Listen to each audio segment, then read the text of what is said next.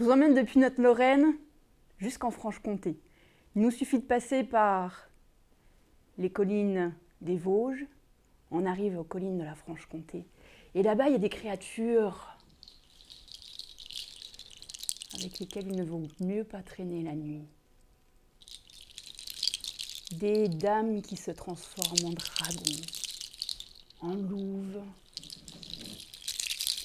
des lutins qui hantent les maisons et des jeunes hommes imprudents.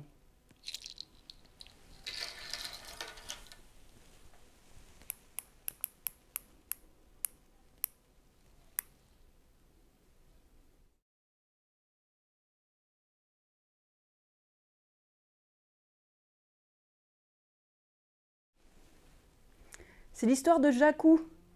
Jacou qui vivait près d'un village avec sa tendre et chère Louison. Ils étaient heureux tous les deux, ils avaient un petit cabanon. Et là, tous les jours, c'était la belle vie. Et par un beau soir, Jacou rentre d'une veillée. Ah, la soirée avait été formidable. Et alors, il décide de couper pour rentrer plus vite, parce que quand même, il était minuit. Et il décide de longer la Furieuse, la rivière qui passe à côté d'une colline et qui atterrit près de chez lui. Alors, au moment où il passe par là, il regarde le ciel et là, il voit une étoile rouge. Une étoile rouge, une étoile filante. Pfiou, formidable! Il fait un vœu tout de suite. Allez, je fais le vœu de devenir riche. On va avoir une maison avec la Louison. On va vivre encore plus heureux. Mais l'étoile rouge, elle revient. Elle fait des 8. Elle repart. Elle revient. Elle grossit, elle grandit. Elle se rapproche en fait. Eh ben, Jacou, il se cache, il se planque entre les roseaux. Vite! Et il bouge plus. Et là, sur la berge d'en face, l'étoile rouge atterrit. L'étoile rouge, ou plutôt un énorme monstre, un dragon, un serpent avec des griffes, un serpent avec des dents, un serpent avec des ailes, un serpent avec, sur le front, un énorme joyau rouge, un saphir, non, un rubis. Un rubis monté sur une escarboucle. Et au moment de se poser, le dragon ôta le rubis, le déposa sur la berge, se glissa dans l'eau et se transforma sous les yeux de Jacou en une belle jeune fille. Une jeune fille qui était là, prélassée dans l'eau, tout aussi belle qu'avant, elle était terrifiante. Et Jacou, il l'a reconnue, il avait entendu parler d'elle. C'était la vouivre. Alors, chance ou malchance, est-ce que Jacou devait, pourquoi pas, non, c'est pas une bonne idée. Non, oui, si, non. Est-ce qu'il devait tenter de voler le joyau? Avec l'escarboucle de la vouivre, s'il arrivait à s'en saisir et à la vendre. Oh, alors, ce qu'il a fait, non, pas tout de suite. Parce que si la vouivre l'attaque, si la jeune fille se transforme en serpent, s'en serait filé lui. Alors il attend. Il attend la fin. Il attend que la vouivre ait fini de jouer dans l'eau, qu'elle ait fini de s'amuser sous la cascade, et puis qu'elle remonte sur la berge, qu'elle remette son joyau, qu'elle attache son escarboucle, que ses ailes apparaissent et qu'elle s'envole.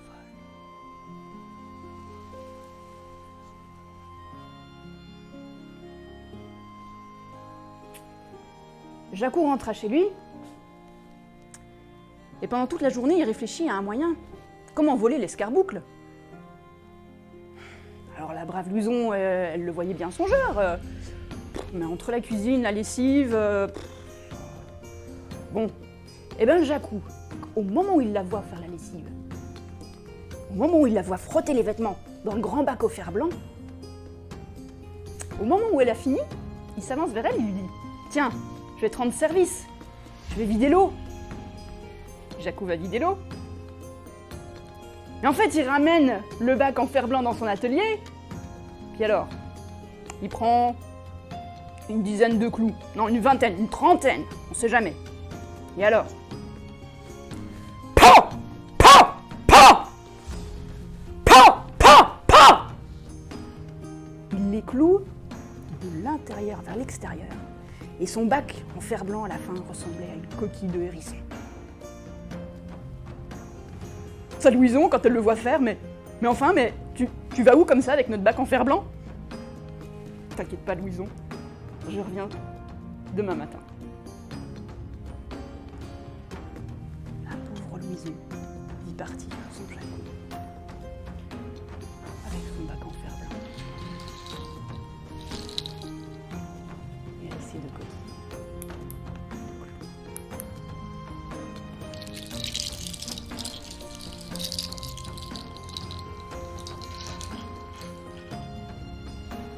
Jacou arriva à la rivière, tard le soir.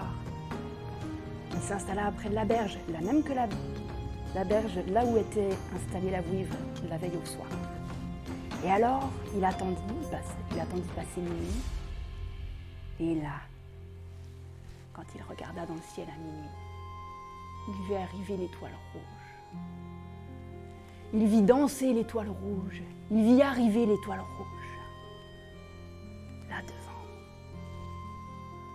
Il était bien caché dans son fourré. Il attendit que la vouivre se transforme, enlève son joyau, le dépose sur la berge, s'avance dans l'eau, se met à jouer, à danser,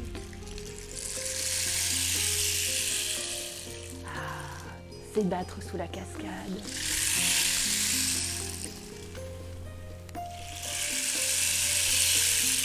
Et à ce moment-là, Jacou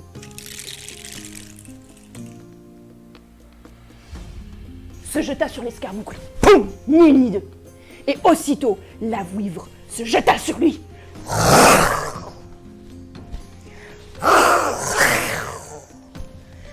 Poum! Ça a été des coups, des cris. La vouivre qui était énervé et giclé, qui chaffait, qui s'arrachait la peau sur les clous, qui n'arrêtait pas. Jacou, rends-moi mon joyau!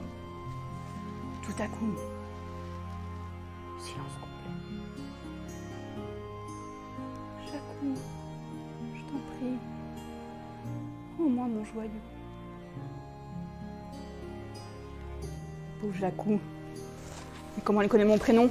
Mais comment je vais résister toute la nuit? Comment ça va faire? Comment? Et la bête se retransformait en bête, en femme, en bête, en femme. Elle allait de lamentation en cri, en chafement, et de nouveau en lamentation. Et ça a duré toute la nuit. Au petit matin, Jacou attendit encore que le soleil se lève. Il attendit encore 1 heure, 2 heures.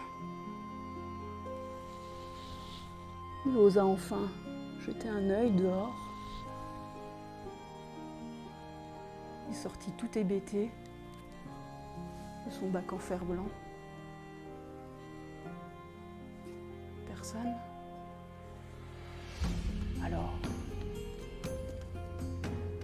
Alors, il avait sur lui le joyau, l'escarboucle de la vouivre, et il rentra aussitôt chez lui. Il le montra à sa femme, à la Louison. La Louison, il ne la trouva pas, la Louison. Il avait beau faire le tour de la maison, appeler. Est-ce qu'il y a quelqu'un? Et alors, une vieille femme apparut. Qu'est-ce que vous faites ici, monsieur? Madame, je cherche ma femme. Votre femme, c'est qui, votre femme? Je cherche ma Louison. Vous voulez aller à Louison? Enfin, je suis son mari. Son mari. Vous faites bien jeune pour son mari. Alors, le Jacou, il se rendit compte que c'était sa Louison, cette vieille femme. Cette vieille femme, avec cette vieille voix, avec ses doigts tordus, avec ses... Qu'est-ce que vous faites là, monsieur? Louison, regarde. J'ai le joyau de la vouivre. Son escarboucle. On est riche, Louison, on est riche. Mais vous êtes qui, monsieur? Et puis vous faites quoi, là, devant chez moi? Avec ce caillou? C'est un caillou! Sortez d'ici! Pauvre Jacou, il alla chercher ses voisins, les autres villageois, et il alla leur montrer. Regardez, j'ai le joyau de la vouivre. Et ma Louison, elle est où, ma Louison? Et les voisins, ils les reconnaissaient pas non plus. Ils avaient aussi vieilli, de 50 ans. Eh, dis donc, qu'est-ce que tu fais là, toi? Va-t'en d'ici. La Louison, elle attend son mari depuis 50 ans. Et depuis 50 ans, il est pas revenu, il a pas donné de nouvelles. Alors va-t'en.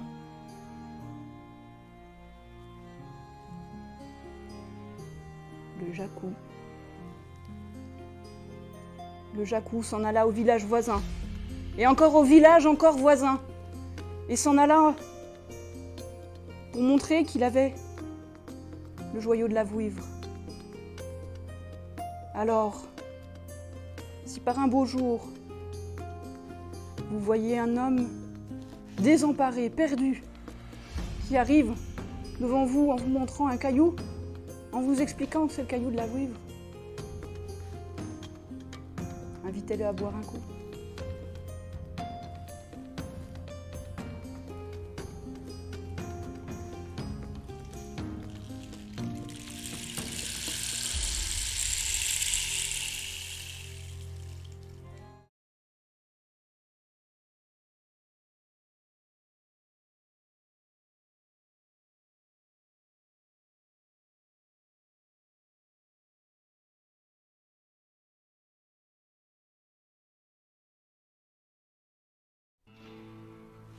Ça se passe dans la vallée de la Loue. Là aussi, il y a une rivière qui coule. Là aussi, il y a un monstre qui passe. Un monstre qui arrive tard le soir, au moment du coucher du soleil, et qui enlève les moutons, les bœufs, les chevaux. Et cette bête, elle avait un appétit tel, elle mangeait tellement qu'on l'appelait la bête faramine.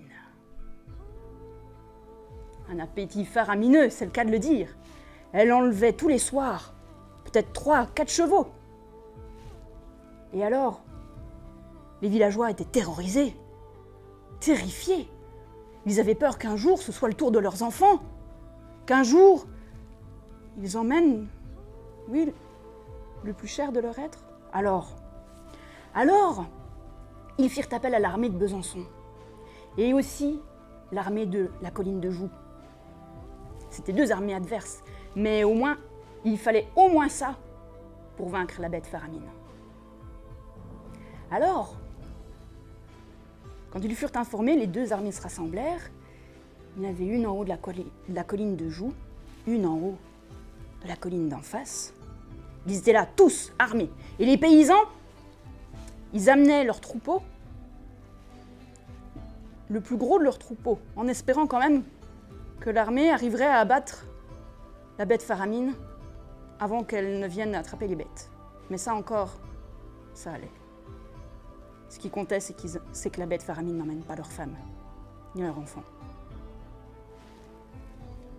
Le troupeau passa, en bêlant timidement, même sans un bruit. Le soleil se coucha. Et la bête faramine arriva Elle était tellement grande qu'elle recouvrait le soleil qui commençait à se coucher. Et alors, à ce moment-là, ce fut une embardée. Poum! Les fusils éclatèrent tous en même temps. Et là, la bête Faramine tomba. Il a fallu une énorme calèche dépêchée par l'armée pour enlever la bête Faramine, pour déplacer son cadavre. Au début, on avait attelé les chevaux de l'armée. Ils n'arrivèrent pas à la tirer, à la déplacer. On alla chercher les chevaux comtois, les gros, les robustes, avec leurs belles crinières blondes. Et il en a fallu 30 pour tirer la bête Faramine. Et là, ils l'amenèrent au village le plus proche. Et là, les paysans appelèrent toutes leurs femmes. Toutes. Les jeunes, les vieilles, les mariées, les pas mariées, les petites, les grandes. Il a fallu toutes les femmes du village pour aller plumer la bête. Et il en a fallu du temps aux femmes pour plumer la bête. Alors, pendant ce temps-là, les hommes allèrent boire un coup. Ceux de l'armée de Joux, ceux de l'armée de Besançon, les paysans, on n'avait jamais vu ça. Et alors, ils étaient là à parier. À votre avis, elle pèse combien, cette bête? Combien elle pèse? Il a fallu 30 chevaux comtois. Elle emmenait tous les jours des chevaux dans les airs, des bœufs. Oh. Eh, elle pèse bien au moins une tonne. Oh, tu rigoles? Au moins 2. Oh, hé. Allez, on va faire des paris. Dès que les femmes ont plumé la bête, on va aller voir, on la pèse sur la place du village, sur la pesée. Et là, allez, on fait les paris. Allez, 2 tonnes 500, 2 tonnes 854. Allez, c'est noté. Bon allez, tous les paris pris. Les hommes se rendirent sur la place. Mais alors, ils trouvèrent là toutes les femmes bien embêtées. Là, en cercle, autour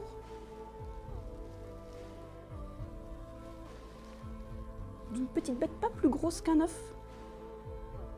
Ça aurait pu être un poussin qui faisait 20 grammes. Mais depuis ce temps, la bête Faramine avait causé une peur faramineuse aux habitants. Et on en parle encore dans les chaumières. Pendant longtemps, on en a parlé. Pendant longtemps, les grands-mères et les arrière-grands-mères ont chanté en patois la chanson de la bête Faramine.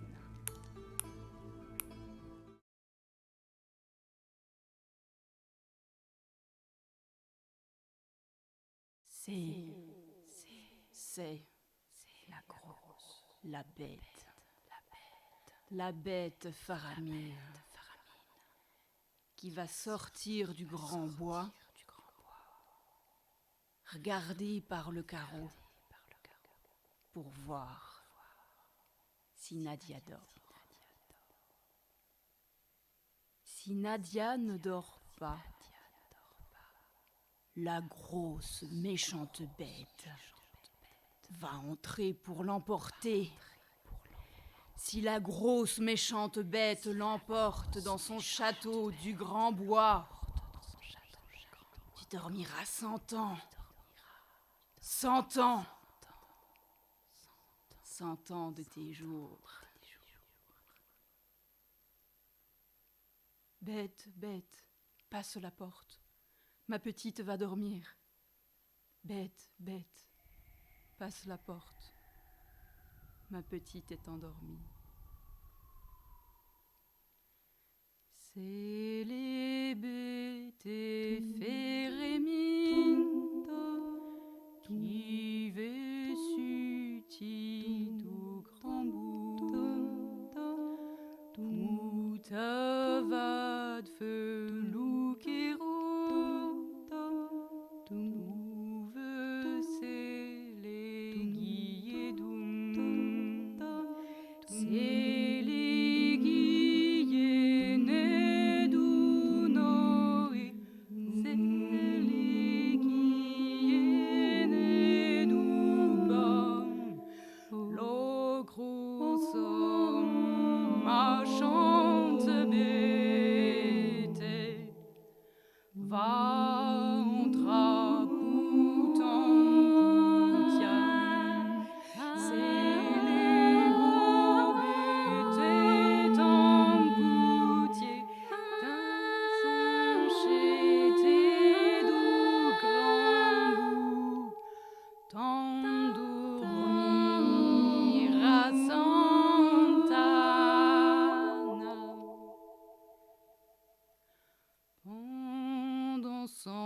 content de ta joie.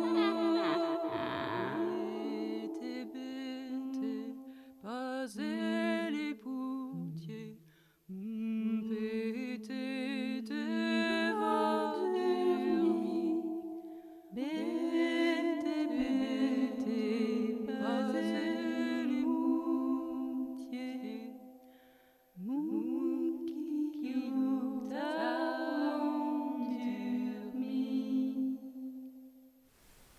Eh bien, finalement, il reste du temps pour un troisième conte.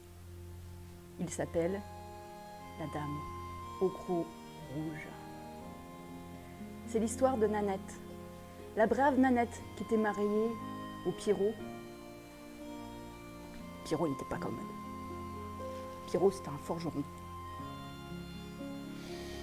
Le gros biscotto qui partait tous les matins à la forge et qui rentrait tous les soirs. Ronchon, grincheux, il en voulait toujours à sa femme parce qu'elle était là. Et puis, tous les soirs, il la battait. Et elle, qui avait beau être prévenante, qui avait beau être gentille, bam, une baffe et une taloche. Et la Nanette, elle en avait gros sur le cœur. Parce que pendant qu'elle se prenait des bleus et des bosses, pendant ce temps-là, il y avait d'autres hommes qui étaient bien plus beaux, hein, et puis bien plus gentils, et qui auraient pu être son mari. Et elle, elle était avec cet ours, cette brute, et il n'y en avait pas un qui l'aurait courtisée aussi, parce que justement, causer la jalousie du Pierrot, valait mieux pas. Alors la Nanette, non, elle voulait pas se condamner à être la femme de cet ours abîme. Alors, un jour qu'il lui fiche une rouste encore plus violente que d'habitude, là, c'était décidé. Elle partait. Elle décida de partir pour le Jura. Où là-bas, il y avait un sorcier qui, disait-on,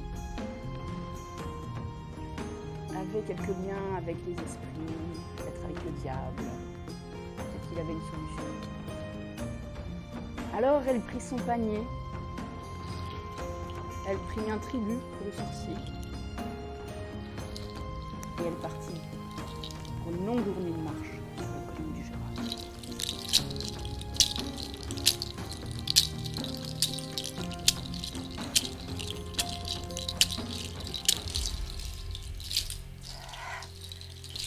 C'est haut les Jura, surtout à pied. Enfin, elle arriva devant une grotte énorme. Où là, elle s'adressa à la pénombre, aux profondeurs, et demanda : « Sorcier, sorcier, es-tu là ? J'ai besoin de tes services. » Ça sentait le soufre. Ça sentait rien d'avenant. Et tout d'un coup, une voix jaillit d'outre-tombe. Une voix qui demanda : « Qui va là ? Si tu me déranges pour rien, tu auras affaire à moi !» Et Nanette saisit, s'évanouit.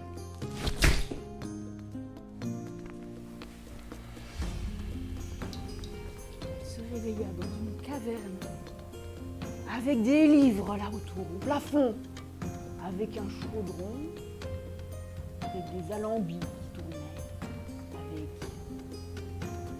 le sorcier assis dans son siège, un énorme grimoire devant lui, qui leva la tête vers elle et qui dit : « Alors, qu'est-ce que tu veux ? » Ouf ! Nanette, elle se laisse pas elle se laisse pas démonter. « Monsieur, je viens vous voir parce que mon mari me bat tous les jours. Voilà,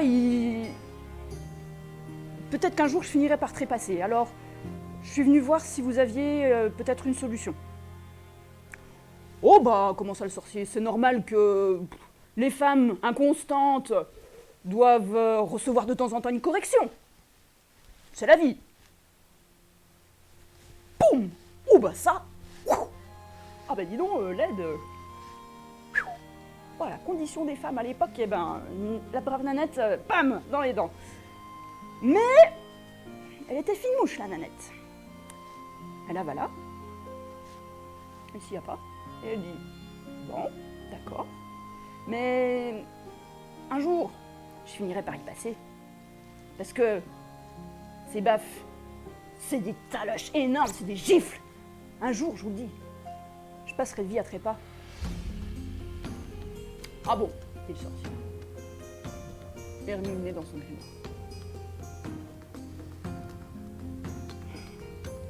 La Nanette avait tout fait. Elle se leva.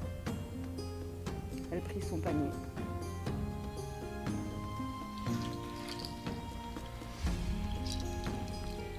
Et là, le sorcier lui dit, il y a bien une idée. Contre le mal, il n'y a que le mal. Je te laisse prendre cette pelisse de louve qui est ici. Mais attention, quand tu la vêtiras, tu te transformeras en louve. Et là, tu pourras l'attaquer.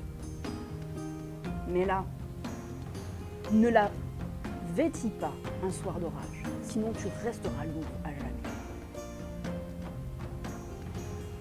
Il n'y a pas d'autre solution. Le mal par le mal, je suis obligée d'oxyre mon mari? Ah bien, si tu vois une autre solution, tu peux partir d'ici. Non, mais je vous remercie. La Nanette déposa son panier en offrande des œufs, du lait, de la farine. Et elle repartit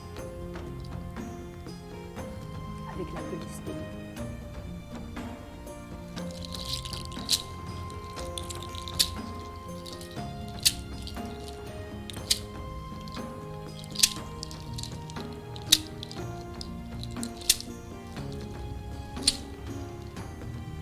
Quand la Nanette rentra chez elle, elle était fatiguée. Et bam! Son mari lui tombe dessus. Alors où est-ce que t'étais, sale rouste? Eh ben, elle n'a pas une, pas deux, hein. Nanette, elle n'a pas hésité, elle a revêti la pelisse.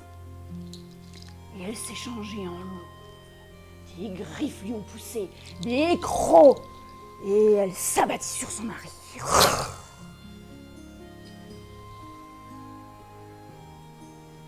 Après une lutte entre hommes et bêtes, Jacou passa de vie à trépas. Alors, Nanette enleva sa pelisse, appela les voisins, les villageois. Au secours! Une bête a tué mon mari, au secours! Et les voisins ne purent que constater le décès du brave homme. L'enterrement eut lieu. Quelques jours passèrent. Et quelques amants passèrent prendre des nouvelles de Nanette. Comment vas-tu, Nanette, aujourd'hui? Bonjour, Nanette. Alors, Nanette, elle avait jeté depuis longtemps son dévolu sur le beau Sylvain. Sylvain, qui était gentil, qui était prévenant avec elle, puis qui était tout fin, tout gracile. Si lui, il donnait une taloche, mais ce serait une caresse. Et c'est avec lui qu'elle voulut finir le restant de ses jours avec lui. Et ils vécurent heureux. Ils vécurent heureux. Sylvain disposait de la forge. Et par un beau soir d'orage, un beau soir de pluie,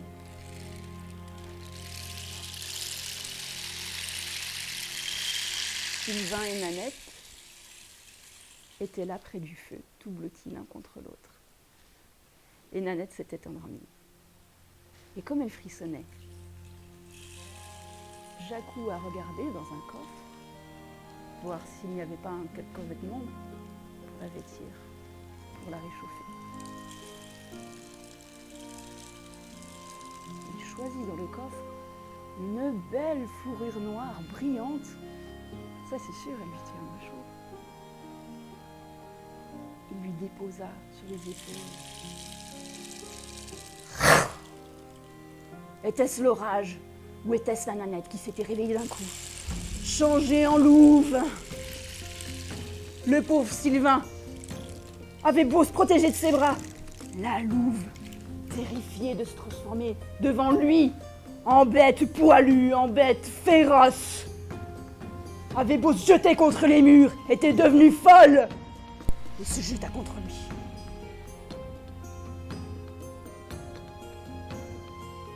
Depuis ce jour, si vous tendez l'oreille la nuit, vous entendrez sûrement les cris de désespoir de Nanette Louve.